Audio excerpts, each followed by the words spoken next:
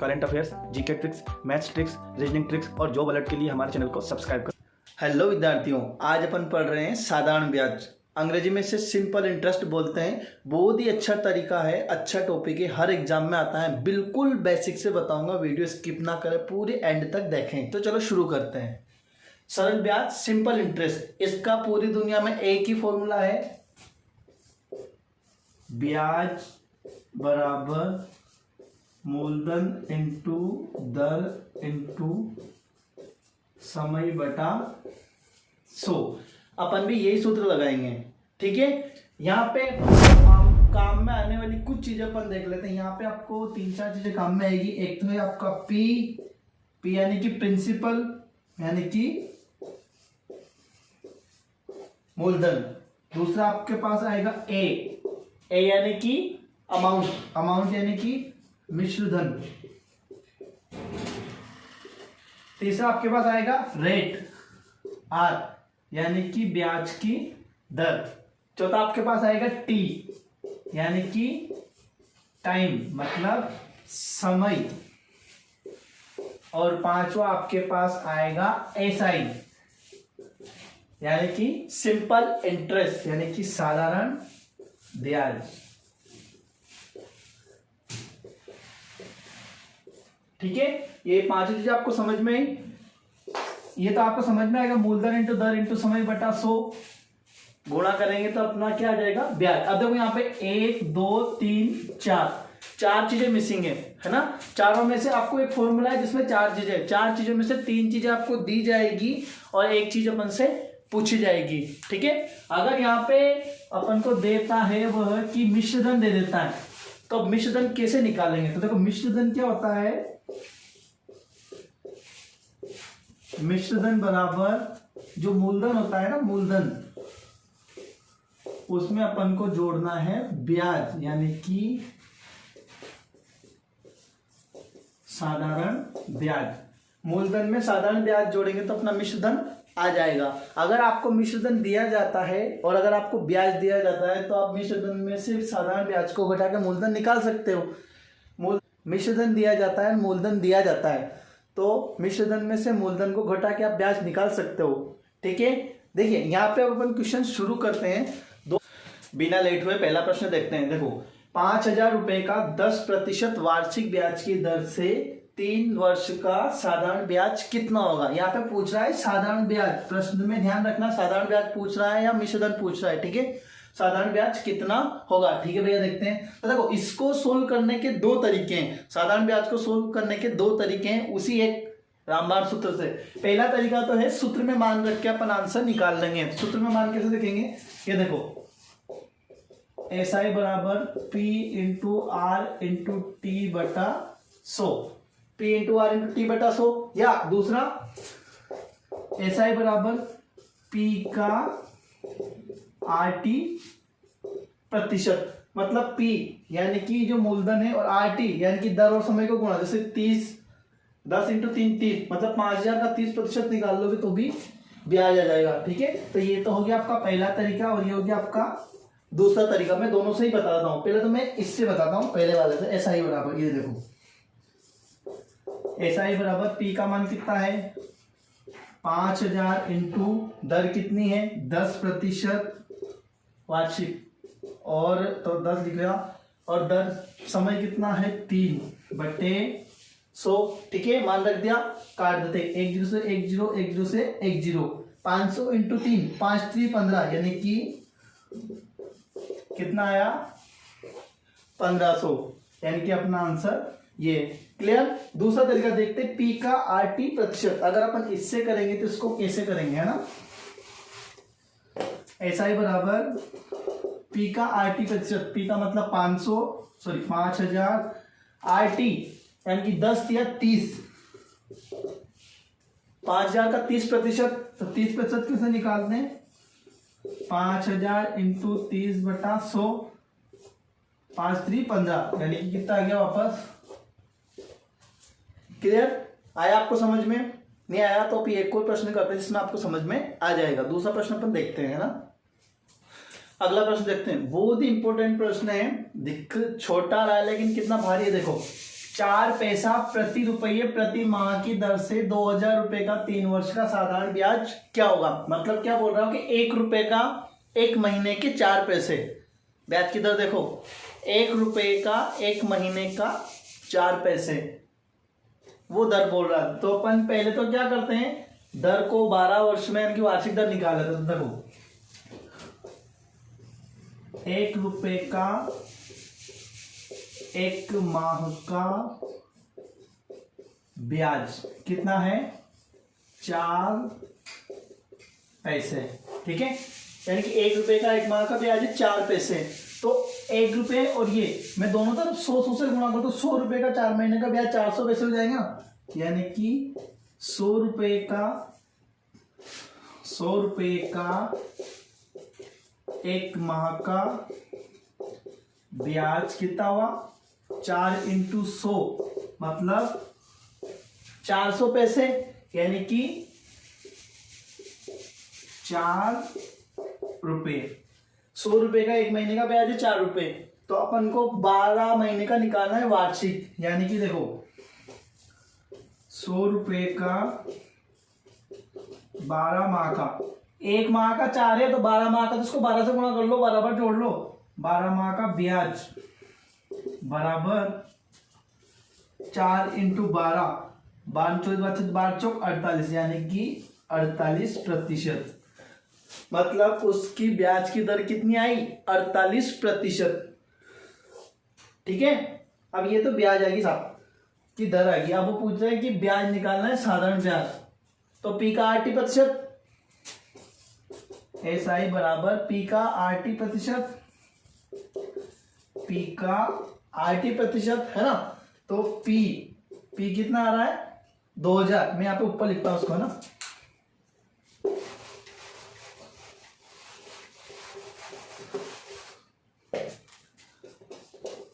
P का 80% यानी कि 2000 × 48 × 3/100। ठीक है, 2 0 से 2 0 उड़ गया, मर गया, कट गया। ठीक है, अब देखो यहाँ पे क्या आया, 48 × 3 दूनी 6 और ये 0, 60। 6 से गुणा कर देता हूँ, 0 6 8 48 का 8 हासिल आया, 4 6 चौक 24 25 26 27 28। ये लो साहब, 2000 रुपये का ब्याज हुआ 2880 2900 रुपये के लगभग हो गया ना। मूलधन से ब्याज बढ़ा, है ना। तो ये हो गया। कभी पैसे उधार लो तो ध्यान से देख के ब्याज की दर देखना। आप देख ले 4 पैसे क्या लेगा, 4 पैसे, ये देख लो 4 पैसे इतना दे जाओ उसने। क्लियर। अगला प्रश्न देखते हैं। 4000 का 10% वार्षिक साधारण ब्याज की दर से 2 वर्ष 3 माह का साधारण ब्याज ज्ञात कीजिए। यहाँ पे उसने अभी क्या दिया है, 2 वर्ष 3 माह। 2 वर्ष 3 माह, समय को उसने माह और वर्ष में दिया है। सबसे पहले क्या करेंगे, समय को पूरे वर्ष में बनाएंगे। तो देखो 2 वर्ष तो ऐसा का ऐसा ही, प्लस अब 3 महीने हैं तो एक अगर महीने को वर्ष में बदलना हो तो 12 का भाग देते हैं। तो अपन क्या करते हैं, 3 को 12 का भाग देते हैं। तो अब ये बन गया ना वर्ष। 3 × 3 3 चौक 12, यानी कि 2 + 1/4, 4 दूनी 8 और 1 9, यानी कि 9/4। ये 9/4 क्या हुआ अपने पास, 9/4 अपने पास हुआ समय, यानी कि अपने पास टाइम बराबर हो गया 9/4 वर्ष।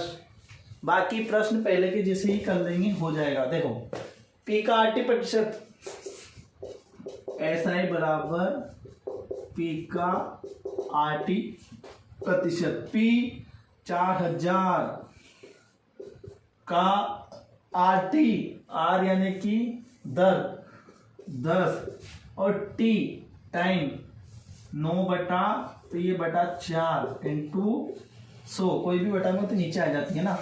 4 से 4 मर गया, कट गया, कितना बचा 1000।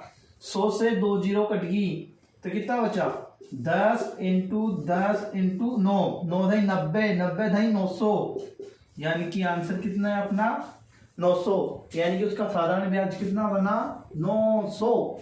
ठीक है, देखो अगला प्रश्न देखते हैं। 3000 रुपये का 6% अर्धवार्षिक ब्याज की दर से 3 वर्ष का साधारण ब्याज कितना होगा। 3 वर्ष का साधारण ब्याज पूछ रहा है अपन से, तो देखो 6% अर्धवार्षिक, तो देख 6 महीने का 6%, तो 12 महीने का कितना होगा, 12 महीने का 12%, इसको भी 2 से गुणा कर दिया, इसको भी 2 से गुणा, यानी कि ब्याज की दर कितनी होगी, R बराबर 12%। ठीक है, बाकी प्रश्न वही कर लेंगे। इसका RT प्रतिशत, P का RT प्रतिशत, यहाँ अपन से बस साधारण ब्याज पूछ रहा है, यानी कि SI बराबर P का RT प्रतिशत। प्रिंसिपल कितना है, 3000। R कितना है, रेट ये 12 इंटू T टाइम 3 साल, 3/100। 2 0 से 2 0 गया, कट गया, मर गया, क्या बचा, 30 इंटू 12 इंटू 3, 30 इंटू 12 इंटू 3, 12 24 12 36 दिया 108, यानी कि 108 और ये 0। 3000 रुपए का 6% अर्धवार्षिक ब्याज की दर से 3 वर्ष का साधारण ब्याज बना 1080 रुपए। ठीक है, अगला प्रश्न देखते हैं। 6000 रुपए का 20% वार्षिक ब्याज की दर से 146 दिनों का साधारण ब्याज ज्ञात कीजिए। 146 दिनों का, दिनों को वर्ष में बदलने के लिए 365 का भाग लगाया जाता है। किसका लगाया जाता है, 365 का। बाकी पूरा प्रश्न ऐसा का ऐसा ही है, बस 146 गड़बड़ कर रहा है, इसको साल बना लेते हैं। तो 146 बटा 365 वर्ष। ठीक है, 6 7 8 9 9 5 14 नहीं कट रहा है, देखो 73 से जा रहा है ना। या अपन एक काम करते हैं, इसको पूरा वर्ष की तरह प्रश्न में इसको ऐसा ही यूज कर लेंगे। क्लियर, अब देखते हैं, ब्याज निकाल रहे हैं अपन, इसको यहाँ काट भी सकते हैं लेकिन ये अपना थोड़ा सा नुकसान करेगा। देखो साधारण ब्याज P का RT प्रतिशत, यानी कि SI बराबर P का RT प्रतिशत। P कितना है, 6000, R दर 20 टाइम 146 बटा 365 अभी निकाला था अपन ने, 146 बटा 365 इंटू 100। यहां तक ठीक है। सूत्र के अनुसार संख्याएं अपन ने यहां पे सजा ली। अब काटते हैं, 100 से 100 गया, ये 5 ये 5, ये भी इससे कट रहा है, कट रहा है, याद नहीं, 7 से कट रहा है, लेकिन अपन इसको देखते हैं। 5 चौक 20, 5 7 35 और 5 3 15, 73। अब नीचे कुछ भी नहीं बचा, बस 73 बचा। देखते हैं 73 से 146 कट रहा है क्या। 73 दूनी 3 दूनी 6 7 दूनी 14, यानी कि 73 दूना 146। क्या बचा अपने पास, इधर बचा भैया 60, इधर बचा 4 और इधर बचा 2। बटा में कुछ बच रहा है क्या, बटा में कुछ भी नहीं बच रहा, तो इसी का गुणा कर लेते हैं। 4 दूनी 8, 8 छन 48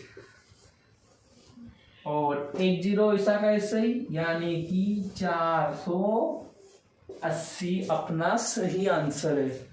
ठीक है, ध्यान रखना, दिनों को वर्ष में बदलने के लिए 365 से भाग लगाया जाता है। देखिए 3000 रुपए का 10% वार्षिक ब्याज की दर से 28 जनवरी 2012 से 10 अप्रैल 2012 तक का सरल ब्याज ज्ञात करो। हेलो, इसने तो ना टाइम कैसे दिया, टुकड़े में दिया, सन में दिया। ठीक है, तो अपन पहले सन से टाइम निकाल लेते हैं, समय, उसके बाद सोल्व कर लेंगे। अब देखो 28 जनवरी 2012, यानी कि 28 जनवरी को उसने जमा करवाया है, तो जिस दिन जमा करवाते हैं बैंक अपन को उस दिन का ब्याज नहीं देता, यानी कि जिस दिन पैसे जमा करवाते हैं उस दिन का अपन गिनते नहीं है ना। तो अपन यहाँ पे समय की गणना कर लेते हैं। तो देखो 28 जनवरी, तो देखो जनवरी में देखते हैं, ये रहा जनवरी। 28 तो काउंट नहीं किया, 29, 30 और 31, यानी कि जनवरी का हुआ 3 दिन। अब देखो फरवरी 2012 लीप वर्ष है, तो यहाँ पे जो फरवरी थी 29 दिनों की थी। मार्च कंप्लीट 31 दिनों का होता है, तो ये हो गया मार्च 31 दिनों का। और अप्रैल 10 अप्रैल तक, तो जिस दिन अपन पैसे निकलवाते हैं उस दिन को भी गिनते हैं ना, तो ये हो गया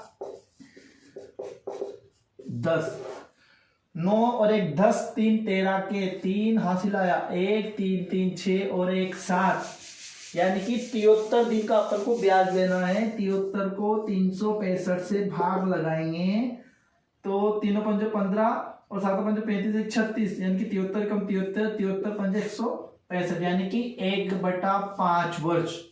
समय कितना है अपने पास? 1/5 वर्ष, यानी कि टाइम कितना आया? 1/5 वर्ष। ठीक है, अब अपन इसको मिटाते हैं और P का RT प्रतिशत वाले सूत्र से इसको सोल्व करते हैं। देखो SI बराबर P का RT प्रतिशत, P यानी कि प्रिंसिपल 3000 और रेट दे रखी है भैया 10%, और समय कितना है? 1/5 इंटू 100, 2 0 से 2 0 गई, 5 × 5, 5 दूनी 10, यानी कि 30 इंटू 2 मतलब 60 रुपए, यानी कि 3000 रुपए 3 महीने तक जमा करवाए तो उसको ब्याज मिला 60 रुपए। ठीक है, शुरू करते हैं। किसी निश्चित राशि का 4 वर्ष का साधारण ब्याज 150 रुपए, 4 साल का साधारण ब्याज 150 रुपए, 150 रुपए 150 रुपए 4 साल का। अगले 4 वर्ष के लिए मूलधन को 5 गुना कर दिया जाए। अगले 4 साल के लिए मूलधन को 5 गुना कर दिया जाए, तो कुल 8 वर्ष का साधारण ब्याज कितना होगा? कुल 8 वर्ष का साधारण ब्याज कितना होगा? देखिए यहाँ पे 4 वर्ष का साधारण ब्याज दिया है, यहाँ पे राशि नहीं दी गई है। लॉजिकल प्रश्न है, ध्यान रखना। अगर मूलधन को किसी संख्या से गुणा करते हैं या दुगना तिगुना 4 गुना करते हैं तो ब्याज भी उतने ही गुना हो जाता है। मतलब 4 साल के लिए मूलधन को 5 गुना किया ना, तो इसका ब्याज भी 5 गुना हो गया। ठीक है, ये पूछा अपन से कुल 8 वर्ष का साधारण ब्याज। तो देखिए 4 वर्ष का साधारण ब्याज तो कितना है अपने पास? 4 वर्ष का साधारण ब्याज तो 150 रुपए। ठीक है, अब अगले 4 वर्ष के लिए उसने मूलधन को 5 गुना कर दिया। मूलधन को 5 गुना करने पर ब्याज भी 5 गुना हो जाएगा। कॉपी में लिख लेना है ना, मूलधन को 5 गुना करने पर ब्याज भी 5 गुना हो जाएगा, यानी कि 150 का 5 गुना, यानी कि अगले 4 वर्ष का ब्याज कितना हो गया? 150 का 5 गुना, गुणा कर लेते हैं 0 15 5 75, यानी कि 750 रुपए। कुल 8 वर्ष का पूछ रहा है, तो 4 और 4 यानी कि 8 वर्ष का कितना हो गया? 150 और 750, 750 और 800 और 900, यानी कि आंसर आ गया अपना 900 रुपए। यानी कि अगर मूलधन को कितना भी गुना करते हैं, 2 गुना 3 गुना 4 गुना 5 गुना 6 गुना 7 गुना 8 गुना, तो ब्याज भी उतने ही गुना हो जाता है। ठीक है, तो कितना है अपना? 900 रुपए, ये अपना राइट आंसर है। ठीक है, और देखिए किसी निश्चित राशि का 3 वर्ष का साधारण ब्याज 225 रुपए, यानी कि 3 साल का ब्याज है 225 रुपए। राशि अपन को नहीं दी गई है। 3 साल बाद मूलधन को 5 गुना कर दिया जाए। वो बोल रहा है 3 साल तक तो यही ब्याज चला, 3 साल बाद मूलधन को 5 गुना कर दिया। ठीक है, तो बोल रहा है कि कुल 8 वर्ष का साधारण ब्याज निकालिए। अब देखो अगले क्वेश्चन में तो अपने साथ क्या था, वहां भी 4 वर्ष का दिया था और अगले 4 साल का था, अपन इसको डायरेक्ट गुणा कर लिया। अब यहाँ पे अपने पास 3 है, वो 8 का पूछ रहा है, यानी कि बाकी का 5 साल बचा, तो वहां पे अपन को ऐसे नहीं करना पड़ेगा, 1 साल का निकालना पड़ेगा। देखो 3 वर्ष का तो कितना आ रहा अपने पास? 3 वर्ष का तो अपने पास आ गया 225 रुपए। अपन को अगले 5 वर्ष का निकालना है, यानी कि अपने पास 8 वर्ष का हो जाएगा। ठीक है, अब देखो 3 वर्ष का 225 रुपए है, मतलब 3 वर्ष का कितना अपने पास 225, तो 1 वर्ष का कितना हो जाएगा 225 में 3 का भाग लगाएंगे, यानी कि 3 एकम 3, 3 7 21, 3 5 15, 3 5 15 है ना, 3 7 21, 3 5 15, यानी कितना है अपने पास 75। ठीक है, यानी कि 1 वर्ष का कितना आया 75। अब देखो 1 वर्ष का 75 तो इसी साल का ब्याज बन रहा है, वो बोल रहा है कि हमने 5 गुना कर दिया भैया, तो तूने 5 गुना कर दिया, तो 1 वर्ष का ब्याज कितना बन गया 75 इंटू 5, 5 का 25, 5 7 35, 36 37, यानी कि 375 रुपये बन गया 1 साल का ब्याज। ठीक है, 1 वर्ष का 375, तो 5 वर्ष का कितना होगा, तो इसको अपन गुणा करते हैं 5 वर्ष का, यानी कि 375 इंटू 5, मतलब 5 का 25, 5 7 35 और 2 37 का 7, हासिल का 3, 5 3 15 16 17 18, यानी कि 1875 रुपये बने अगले 5 साल का। 3 साल का 225, 5 साल का बनना 1875, जोड़ेंगे 18 2 20 और 21, यानी कि 2100 रुपये का ब्याज बना, यानी कि अपना राइट आंसर है ये वाला।